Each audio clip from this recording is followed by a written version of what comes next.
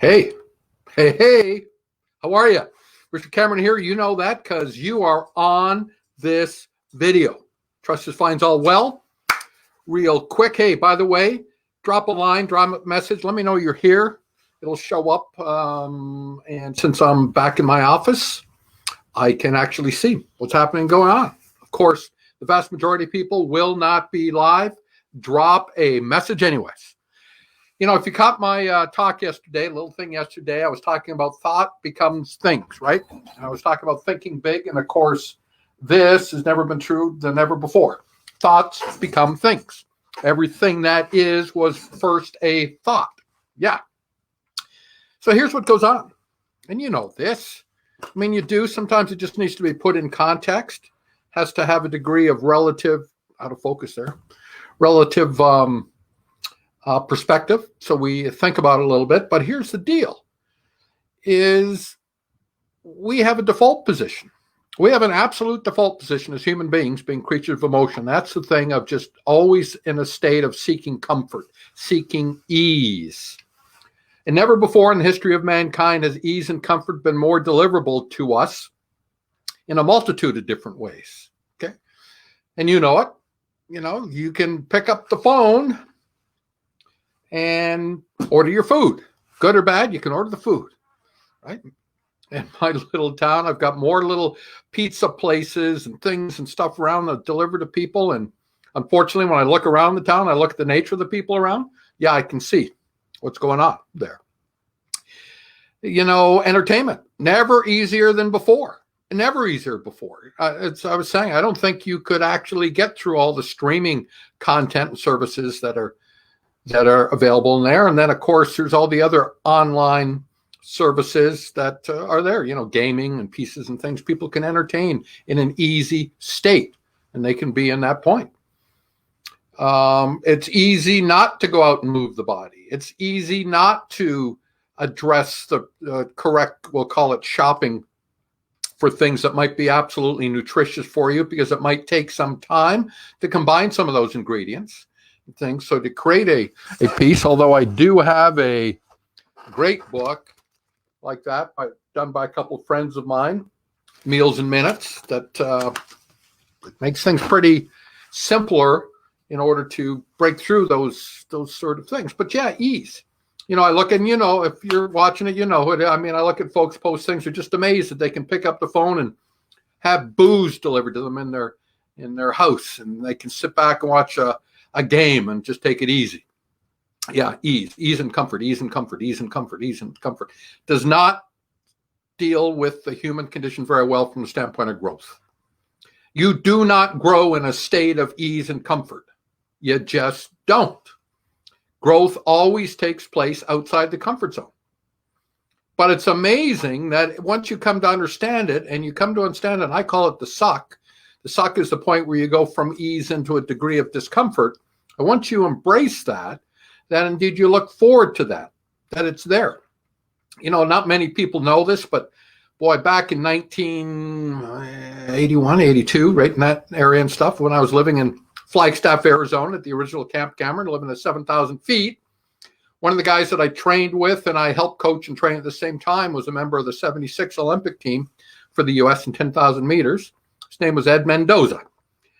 And Eddie, years later, not years, like a year later, training and stuff, went on to run like a 2:10, 2:08, 2:10, I forget, marathon, which is pretty quick for those days. Okay, guys, that was like the elite times in the day. But anyways, so there was this old road that went up to the top. If you follow it away the top, Mount Humphreys in Flagstaff, the old Weatherford Road. And I'd get out there with him and we'd get running. And I remember this without question. When we're going one time and he's really talking, we're maybe climbing through 85, 9,000 feet right in that area, heading uphill. And he's not quite embracing the suck. And I know for a fact that once you break through that barrier, that you can get excited about what you're doing, because now you're improving. And as I yelled to him and some of the other athletes that I've worked through time, I yelled to him and I said, hey, champs don't feel pain. They just imagine it. Champs don't feel pain. They just imagine it. Let's go. He starts laughing, and I'm laughing back at him. But we knew at that time that we were in for an extraordinary improvement in our day, because we were breaking through that barrier of altitude, of incline, and challenging one another. And it's absolutely true. Okay, so I come back to that in other aspects of life, because here's the thing, is sometimes people remain in their own private discomfort, and I call it private hell, because it's uncomfortable to run to reach outside of it. What I mean by private hell is they may have goals and ambitions and things that they would like to achieve, quote, like to achieve, but they never really address the things they need to do in order to achieve them. They don't allow themselves to go into an area of something that may be a little bit unfamiliar, may take some effort, may take some new skills, but has a pathway to their goals and objectives. Because somewhere in their mind, it is uncomfortable because it's not what they do. So they'll continue to drive in traffic. They will continue to show up and do the same thing day in and day out and day in and day out. Maybe in an environment of people, maybe an environment of a corporate entity, whatever it is, in an area which is a living hell, because they refuse to make the transition. Not refuse, it's uncomfortable for them to make the transition and to start to grow and to build into a completely different area. That's why I say it is not important. I have the mechanism for people to start to grow and to build. The same mechanism that physicians have been able to use, to leave their practices and live a life of control of time and health and increase money. And attorneys have been able to do the same thing. But at the same time, truck drivers and waitresses and mechanics and a whole host of people from all walks, teachers, coaches, from all walks of life.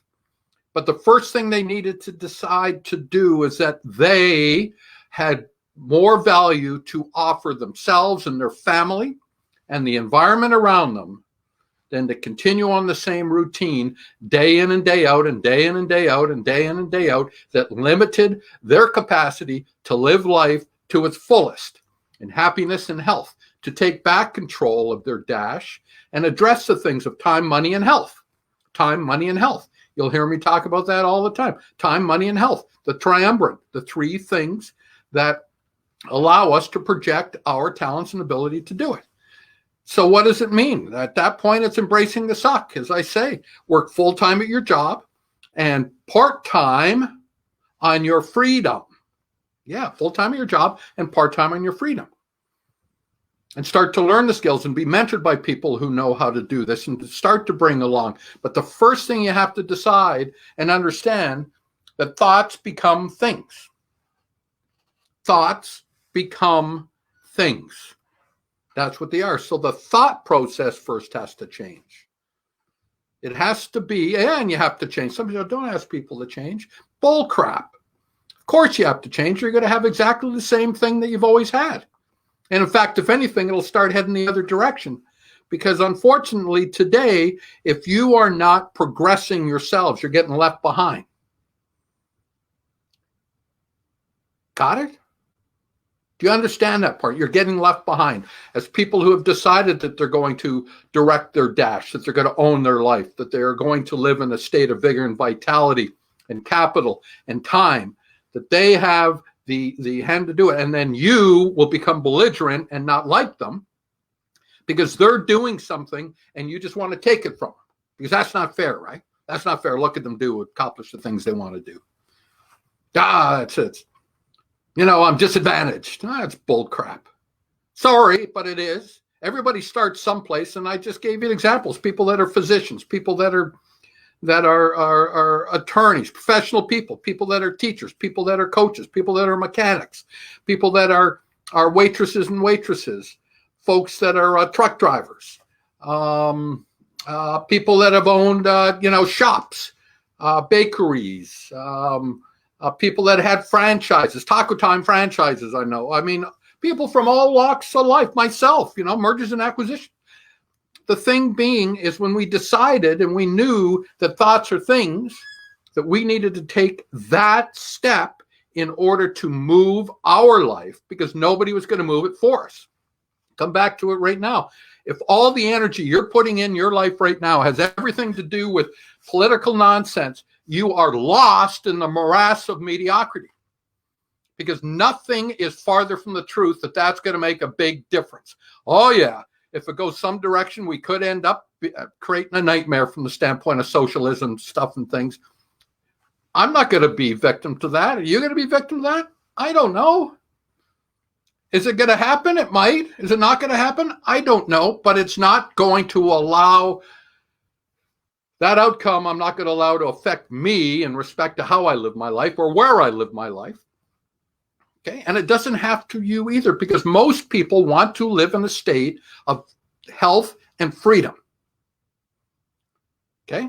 Health and freedom, not to take it away, not to let some political entity come in and say, we control you. You work for us. We have the grand vision and ideas. Yeah, that's so much crap. It isn't funny. The people have the vision and ideas. Okay. The individuals, the makers, the producers, the people that create jobs, have entities, invention, all these sort of things happen. But it all starts someplace, and it starts with a thought. Thoughts are things. And the question is, what are you thinking? You're thinking big or you're thinking small? Are you just trying to get by till you die?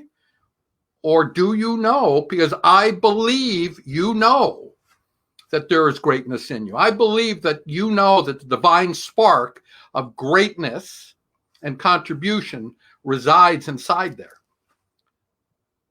But it's uncomfortable to let it flourish, to come out with brightness and in light, heliotropically, light, bright, creating things that are way better than they are perhaps in your life today. Not to say that your life is bad, perhaps compared to the rest of the world, it's probably doing pretty good.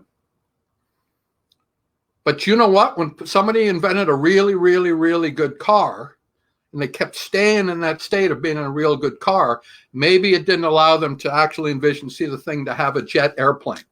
Two forms of transportation that operate completely differently and two different outcomes. So anyways, thoughts are things.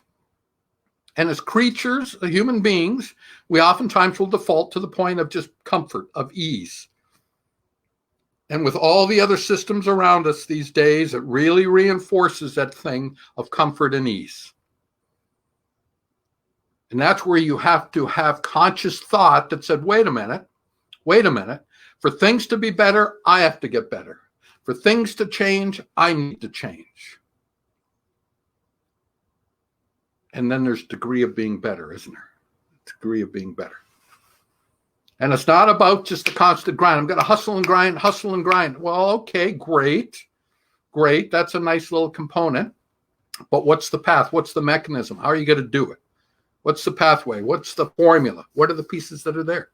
I know a formula. I know how you can do it. But you first have to decide that you are worth it. That you are the director of your own destiny. That the God-given talents provided from the Almighty were infused inside you to take and to grow and to build, not to sit back in ease and comfort and complaint and take your energies and time and project them out into something that will have you will have little bearing.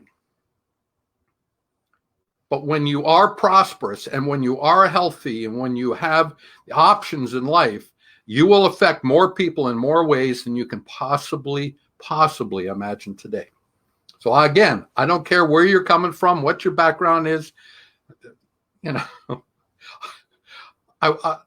realtors, mortgage brokers, physicians, business owners, lawyers, mechanics, waiters, waitresses. I mean, you're all magnificent people, magnificent beings with tremendous potential, that you have to decide that you can let go of this thing of just seeking comfort and expand your life by taking one step forward into the light of magnificence. Yeah, because you are magnificent. The light is calling you. You are. So that's it from Camp Cameron, the office today. I look forward to any feedback, good or bad,